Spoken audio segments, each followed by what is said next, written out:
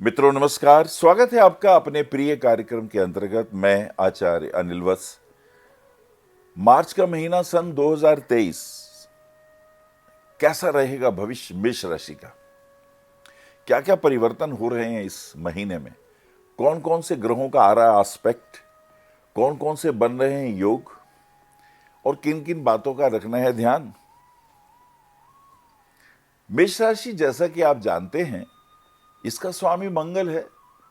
और मंगल ये अग्नि तत्व वाली राशि है, यानी इन लोगों को क्रोध ज्यादा आता है, इनमें ऊर्जा ज्यादा है, समय के पाबंद हैं, गुस्से वाले हैं, नेतृत्व करने की क्षमता है, गलत बात तो टॉलरेट करते ही नहीं।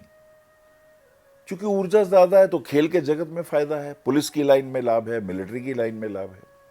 स्वभावता जिम जाएंगे, कसरत करेंगे, पहलवानी करेंगे, अपने सिक्स पैक बनाएंगे।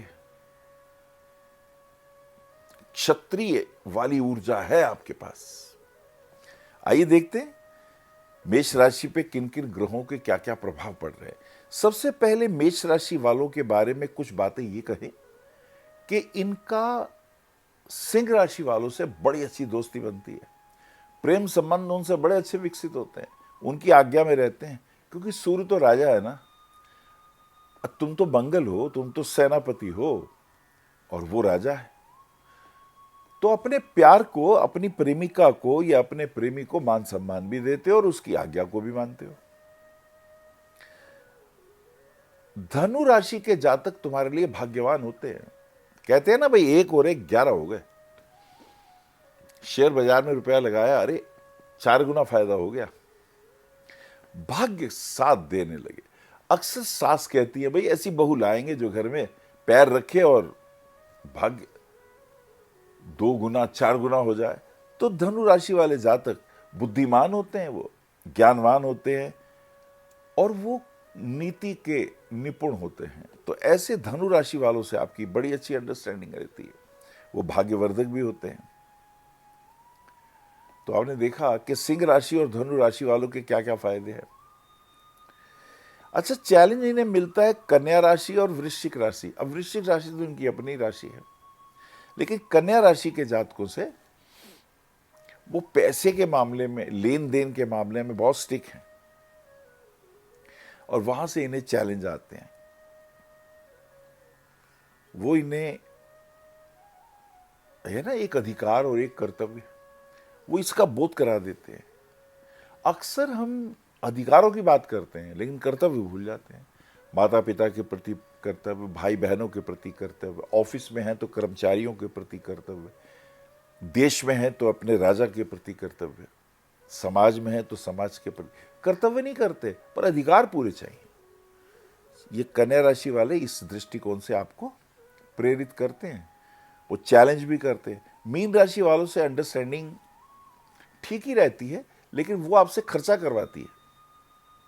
तो मीन राशि के जातकों को अगर पैसा दे दिया तो रुपया गया, वो फिर मुश्किल से मिलेगा।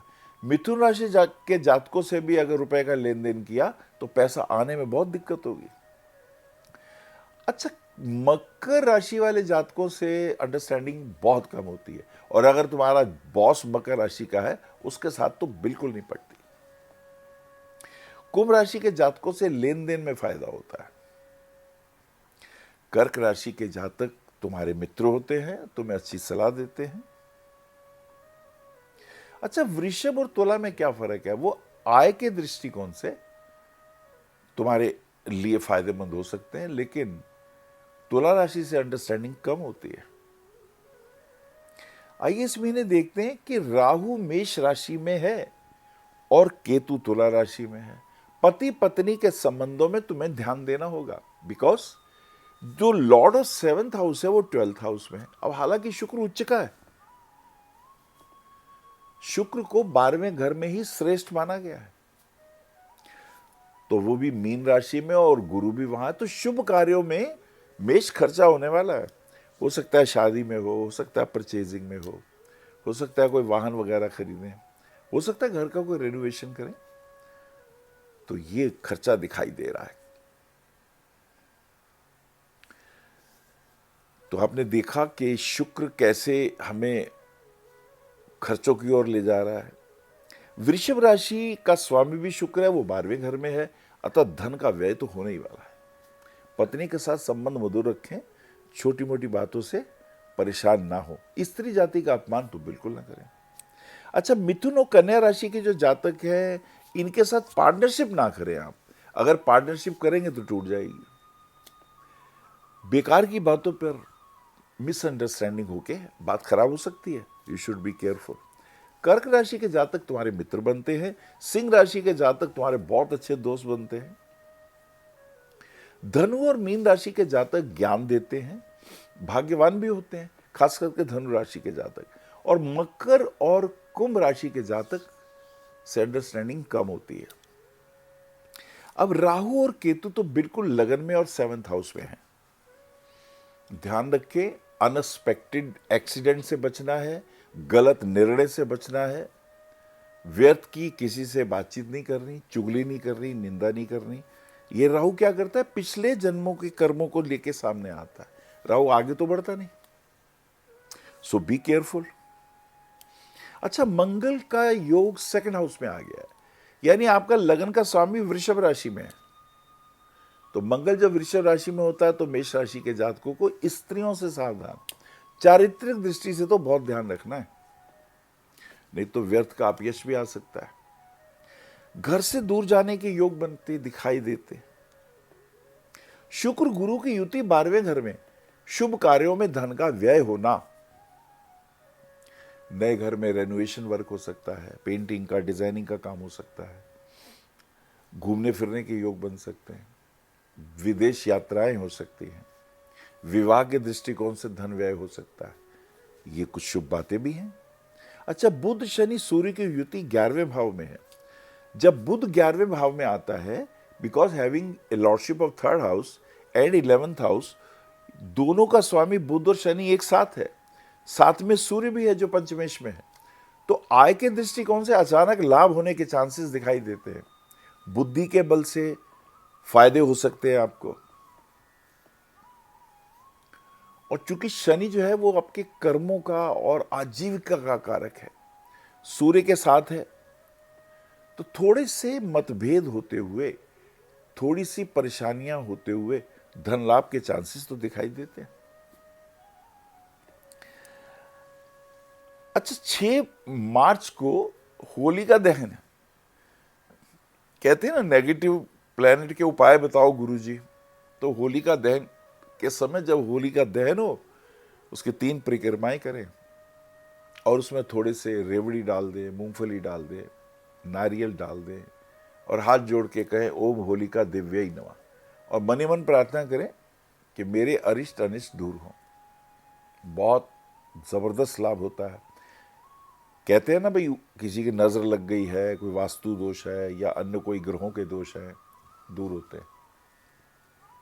मंगल तो काम का प्लैनेट है ना, तुम्हारी राशि का स्वामी मंगल है।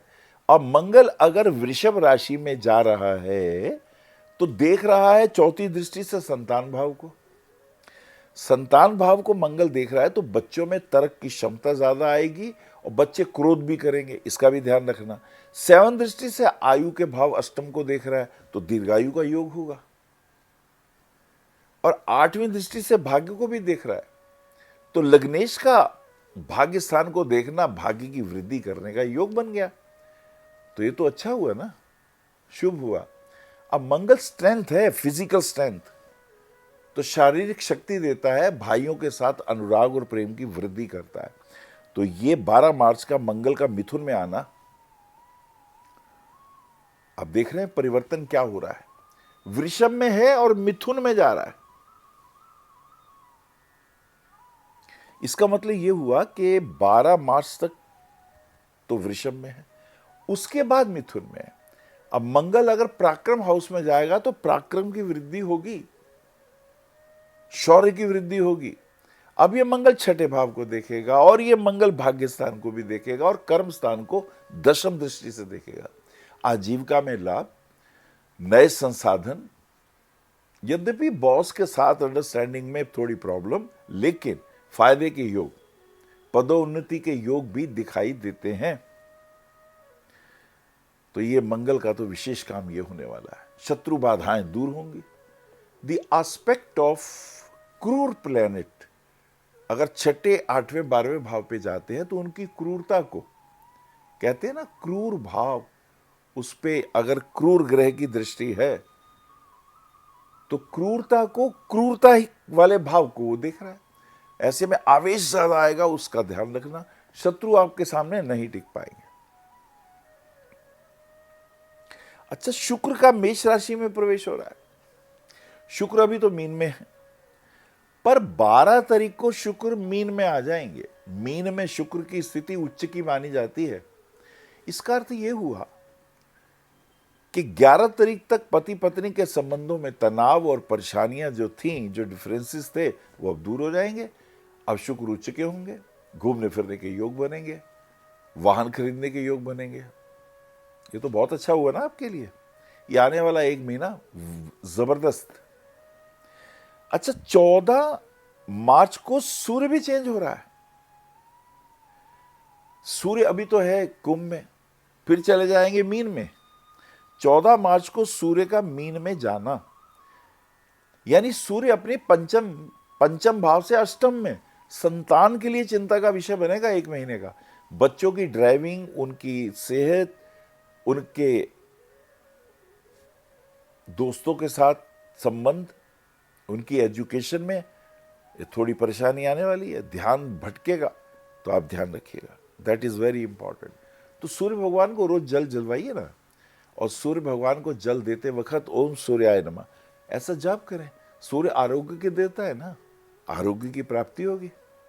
पिता के साथ व्यर्थ की खटपट शुरू हो जाएगी, ये एक महीने के लिए ध्यान रखना बहुत जरूरी है। बच्चे की जो लेफ्ट आई है उसका भी ध्यान रखिए, उसमें कोई चोट वगैरह ना लगे, कोई रोग ना हो। अच्छा, 16 तारीख को बुध भी मीन में आ रहे हैं। सूर्य बुध तो साथ साथ ही होते हैं ना। सूर्य के साथ जो सबसे नजदीक प्लेनेट है आंतरिक अवस्था में, वो मरकरी तो है। मरकरी भी मीन में आ रहा है। अब ये यहां नीच का हो जाएगा। अब देखिए विपरीत राजयोग का आनंद आएगा। Having a lordship of 3rd house and 6th house, अब ये जो छठे भाव का स्वामी है ये 12वें में पहुंच जाएगा, तो ये तो विपरीत राजयोग बन गया ना, तो अच्छी बात हो गई। विरल नामक योग बन गया।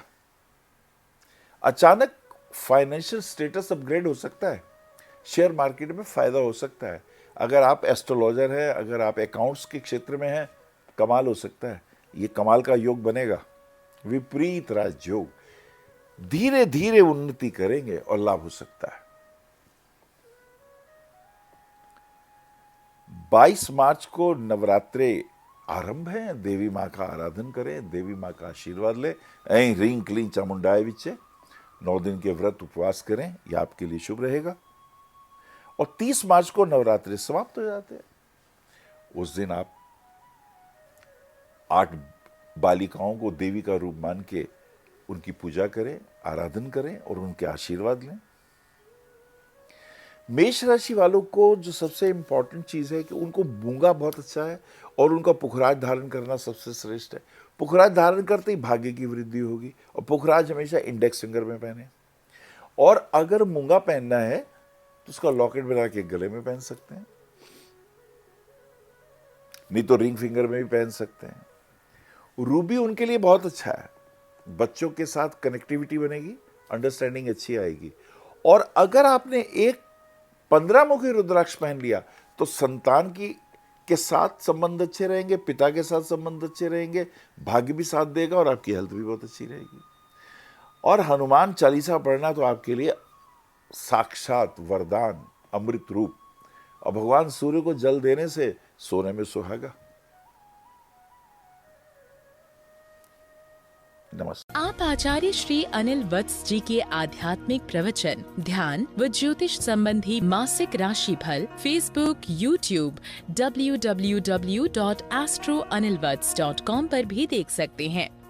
फॉर अपॉइंटमेंट भविष्य कथन Monday to Saturday 11 AM to 6 PM BE 279 Street number 6 Harinagar, New Delhi 110064. Phone number 98917 39999, 98181 89993, 981 088 7002, 886 000 6030. Website www.bhavishykathan.com.